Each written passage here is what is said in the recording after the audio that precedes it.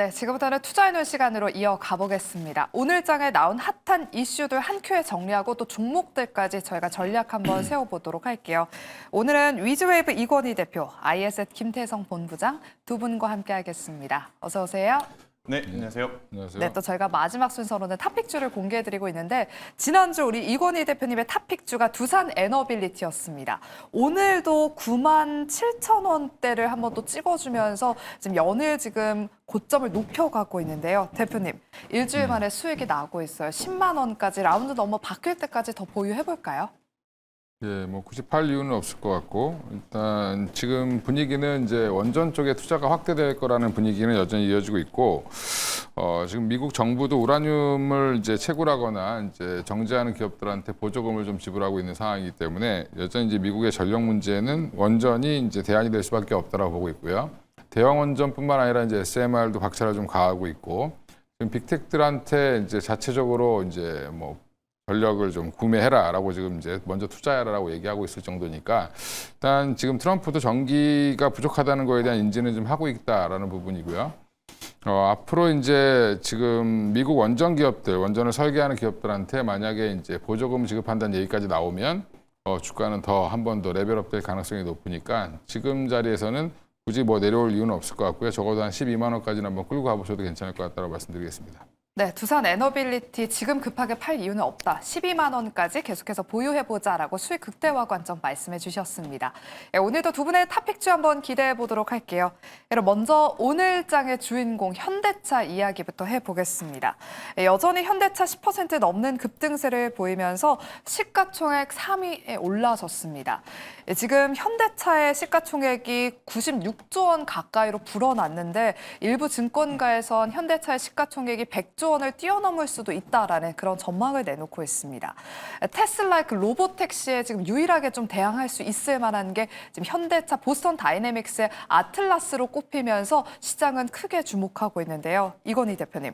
외신에서도 지금 아틀라스에 대해서 엄청난 호평을 내놨더라고요. 현대차 로봇에 대한 밸류에이션 어느 가격대까지 좀 반영이 될 수 있을지 궁금하고 오늘의 급등 어떻게 해석하고 계실까요? 이제 뭐 외국인들이 좀 정신 차리고 산다 뭐 이 정도로 해석하시면 될 것 같고요. 네. 일단 지금 대항마가 아니라 이제 테슬라는 굉장히 이제 선도 업체죠. 물론 이제 로봇 택시부터 이제 휴머노이드 로봇까지 먼저 치고 나갔던 회사이니까 일단 고밸류를 받고 있는 상황인데 현대차도 이제 조용히 준비를 잘 해서 이번에 이제 뭔가를 보여줬기 때문에 앞으로 이제 그래봐야 이제 PER이 뭐 한 9배 정도는 좀 넘어간 것 같아요.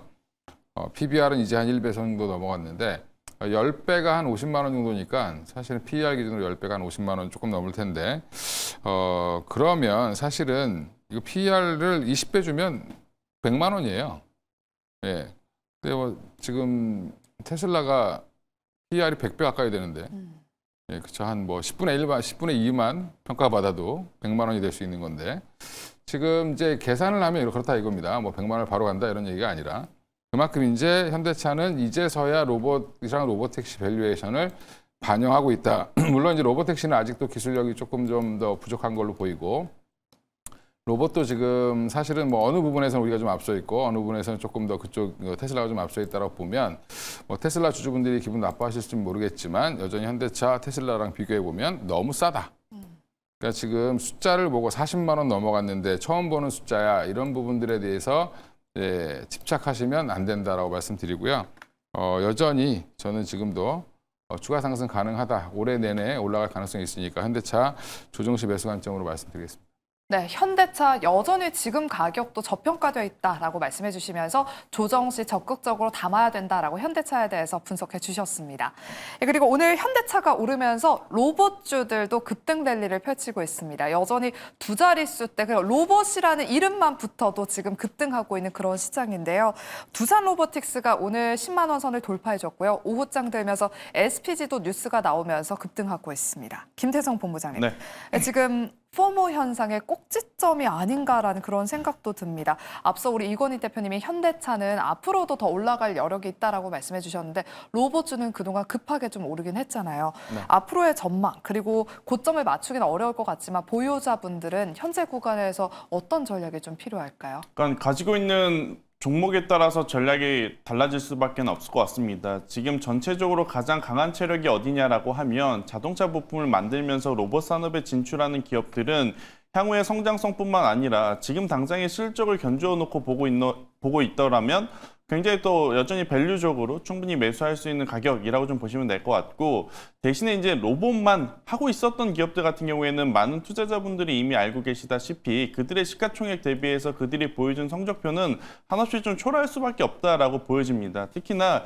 휴머노이드가 되었든 산업용 로봇이 되었든 여러분들이 지금 투자하는 로봇주들이 최근에 약 한 2분기, 3분기 동안에 이제 실적표를 놓고 보고 있으면 아마 다수의 종목군들이 대체적으로 실적이 그다지 좋지 않을 겁니다. 그럼에도 불구하고 지금 시장은 지금보다는 미래, 그러니까 지금보다는 올해 연말 아니면 내년 이맘때 그들은 굉장히 크게 성장을 할 거야라는 기대감 때문에 올라오는 종목군들이 많은 상황이라 저는 현재 구간에서 안 올라간다라는 뜻은 아닙니다. 추가적인 시세에 대한 상승은 나올 가능성이 굉장히 높지만 지금 없으셨던 분들이 포모 현상에 시달린다 그래서 로봇주들을 신규 매수를 과감하게 하는 것이 과연 타이밍적으로 위치적으로 맞을까에 대한 고민을 해보면 저는 몇몇 기업을 제외하고는 조금은 조심하셔야 되지 않을까라는 생각이 듭니다. 여기서 이제 몇몇 기업이라고 함은 뭐 현대차, 현대모비스, 현대위아 이걸 제외하고 놓고 봤었을 때 오늘 상승하는 두산 로보틱스는 저는 그래도 긍정적으로 바라보고 있고요. 또 SPG라든지 SBB테크처럼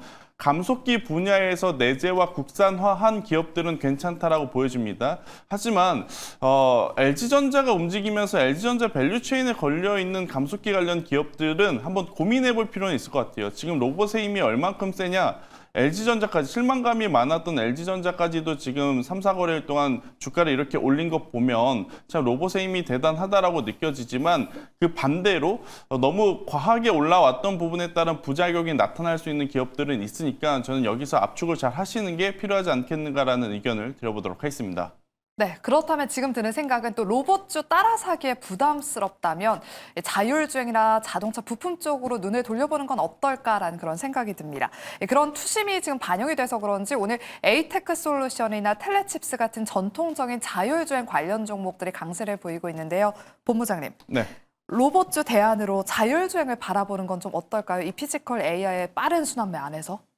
일단은 자율주행은 테마로 움직이는 게 다일 것 같아요. 그러니까 로봇은 테마 플러스 여기에 성장성이라고 하는 그리고 실적이라고 하는 성과를 보여주면서 올라가는 기업들이 굉장히 많은 반면 지금 제 개인적으로는 자율주행 관련해서는 아직 보여줘야 될 게 굉장히 많다라고 보여집니다. 만약 여러분들이 자율주행 쪽을 보고 계시다면 저는 그래도 자율주행 보안 솔루션을 보거나 아니면 자율주행과 로봇과 함께 좀 볼 수 있는 분야, 예를 들어 센서류라든지 뭐 레이더, 라이다 센서 혹은 카메라 모듈 쪽을 바라보는 게 맞지 않겠나라는 생각이 들고 있고요.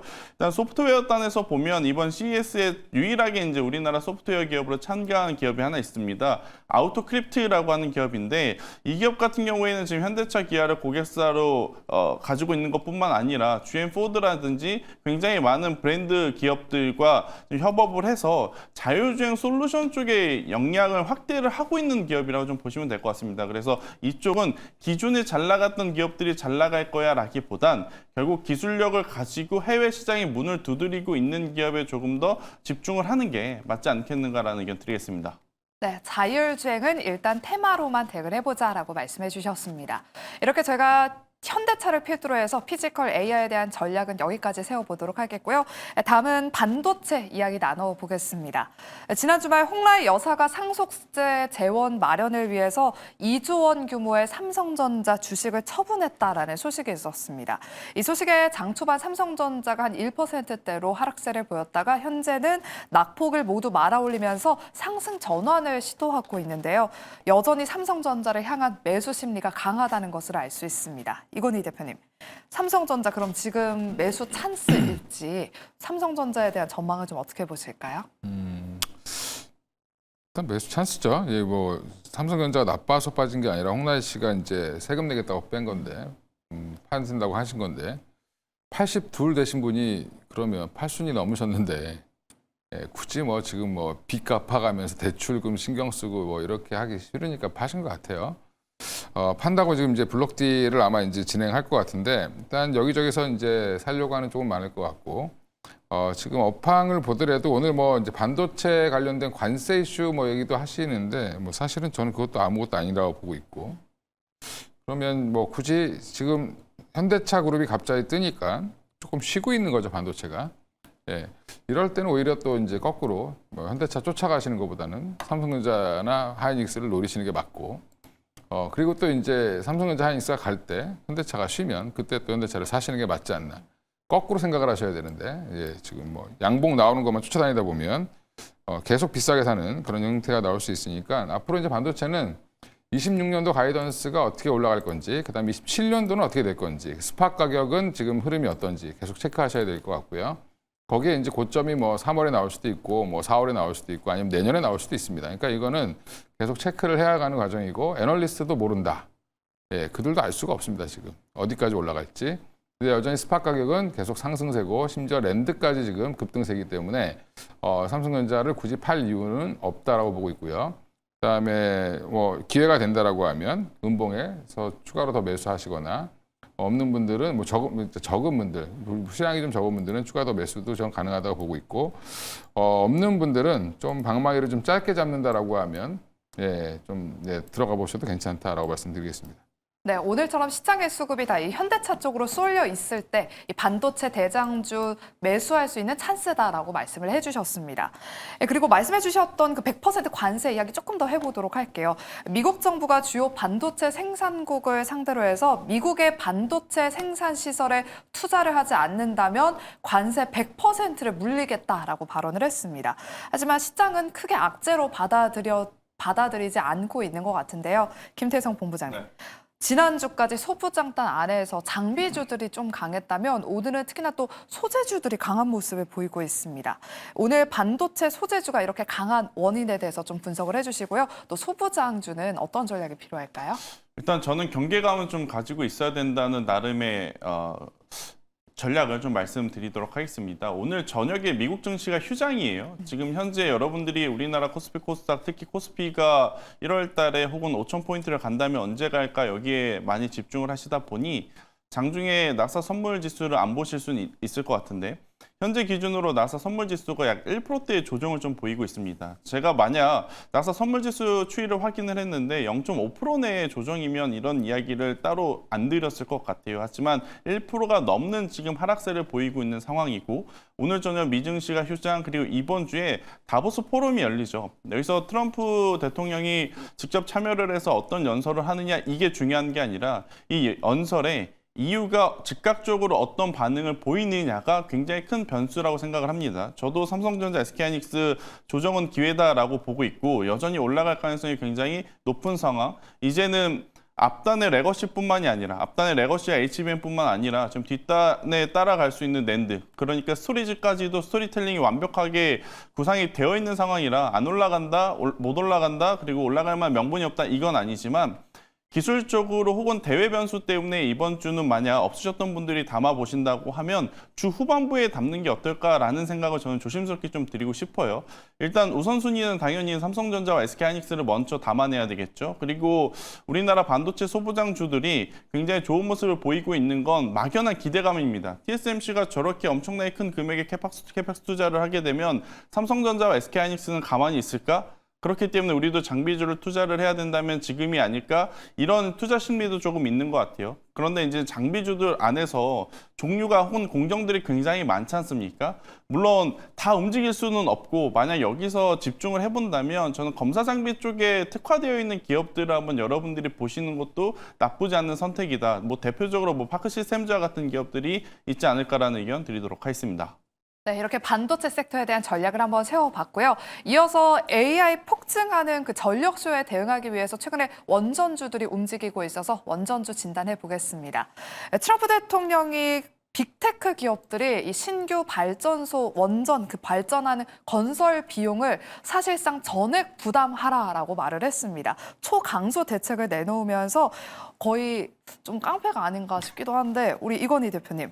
최근에 원전주 안에서 오늘은 현대건설이 강한 흐름을 보이고 있는데 현대건설, 두산에너빌리티, 한전그룹이 지금 순환매 중심이 되고 있습니다. 우리 대표님 지난주에 또 두산에너빌리티 탑픽주로 소개해 주시기도 했잖아요. 이런 세 종목 가운데에서 원전주 어떤 쪽에 조금 더 무게중심을 둬야 할지 또 말씀해 주실게요. 현대건설은 좀 PR이 지금 벌써 한 22배까지 올라갔는데 건설주가 22배 주는 거는 이 엄청난 성장주라고 보는 건데 일단은 모르겠습니다. 저는 현대건설은 좀 부담스러운 것 같고 물론 이제 밸류로 보면 이제 두산에너빌리티가 더 비싸죠. EV, 에비타로 보더라도 전 세계에서 제일 비싼 것 같아요. 지금 현재. 근데 그 이유가 왜 그럴까 생각해 보면 현대건설이 아니어도 삼성물산이라든지 대우건설이 지을 수 있지만 지금 두산에너빌리티가 갖고 있는 원전 주기기라든지 그다음에 가스터빈은 다른 데가 대안이 없어요. 예, 그런 걸 보면 여전히 두산에너빌리티가 비싼 이유가 있다 이렇게 보고 있고요. 그 외에 이제 뭐 BHI는 따라다니는 거죠. 보일러. 이 회사는 이제 좀 잘못 알려진 것 같긴 한데 원전 관련주라기보다는 정확히는 발전 관련주예요. 발전소에는 다 들어갑니다. 그래서 어떻게 보면 BHI가 두산에너빌리티보다는 상승 여력은 더 있을 수도 있다. 이제 무슨 발전소든 지금 열심히 지어야 되는 상황이거든요. 전 세계가. 그러면 BHI 수준은 계속 늘어날 수밖에 없다라고 저는 개인적으로 보기 때문에 그 두 종목, 두산에너빌리티와 이제 그 종목 정도 보고 있고요. 한전기술 뭐 조금 좋죠. 근데 그건 대형 원전 쪽에 약간 좀 집중되어 있기 때문에 미국 진출해서 만약에 대형 원전 10기를 뭐 하는데 설계에 참여한다든지 하면 뭐 좋은 모멘텀은 있을 거라고 보고 있는데 그래도 탑픽이라기보다는 그래도 좀 갖고 계신 분들은 홀드하면 괜찮겠다 이 정도로 말씀드리겠습니다. 네, 원전주 안에서 현대건설은 다소 지금 부담스럽다라고 말씀해 주셨고요. 일단 특징 기업으로는 두산에너빌리티와 BHI를 꼽아주셨습니다. 잘 참고하셔서 대응하시길 바라면서 다음 방산 이야기 나눠보도록 할게요. 그린란드 합병 이슈를 두고 미국과 EU의 갈등이 지속되고 있습니다. 지금 트럼프 대통령은 EU를 향해서 관세 카드를 또 꺼내 들었는데요. 유럽에서도 보복 관세를 검토 중이다라는 소식에 지정학적 리스크가 고조되면서 방산주들 지금 강세를 보이고 있습니다. 김태성 본부장님, 네. 또 실적 시즌이다 보니까 방산 기업들의 실적도 굉장히 잘 나올 거다라는 그런 전망이 우세한 상황이더라고요. 그렇다면 추가 상승도 가능할지 어떻게 보실까요? 참 어려운 것 같습니다. 요새는 추세가 꺾일 듯 꺾이지 않고 가던 기업과 가던 섹터가 계속 올라가기만 하는 상황이라 이걸 현재 위치에서 부정적으로 봐야 되느냐 아니면 적극적으로 공략을 하는 쪽으로 말씀을 드려야 되나 굉장히 고민이 되는 섹터가 한두 가지가 아닌 것 같은데 방산 같은 경우에는 저는 우선 일시적인 기간이라든지 가격 조정에 들어올 가능성을 좀 열어두고 보시는 것이 맞겠다라는 생각이 듭니다. 제가 지금 이야기를 드렸다 그래서 앞으로 그럼 방산주들은 꺾이는 거냐 그 이야기는 아니고요. 실적을 조금 더 확인을 하고 쌓아져가는 수주 잔고를 보면서 방향성을 탐색할 가격 조정이라기보단 기간 조정이 들어올 가능성이 더 높다고 보여집니다. 최근에 방산주들 같은 경우에는 상승 추세를 만든 속도의 포인트는 바로 이제 트럼프 행정부의 그린란드 언급이었지 않습니까?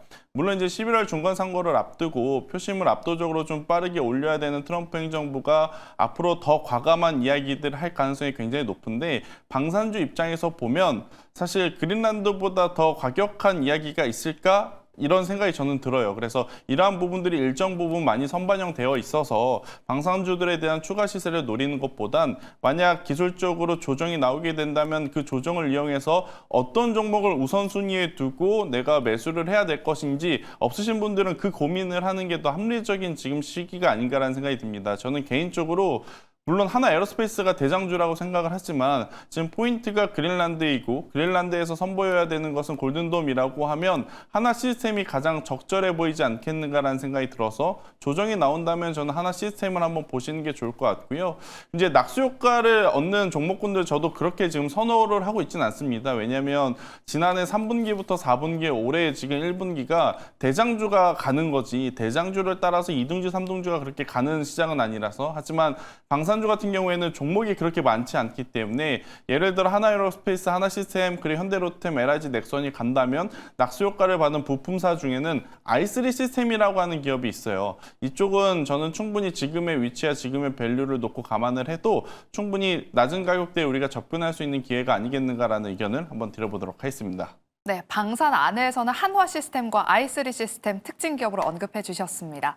다음은 조선주 이야기해 보도록 할게요. 최근 고부가 가치 선종 중심으로 수주가 잇따르고 있습니다. 일단 최근에 LC 한국조선해양이 미주 지역 선사와 함께 LNG 운반선 4척 건조 계약을 체결했고요.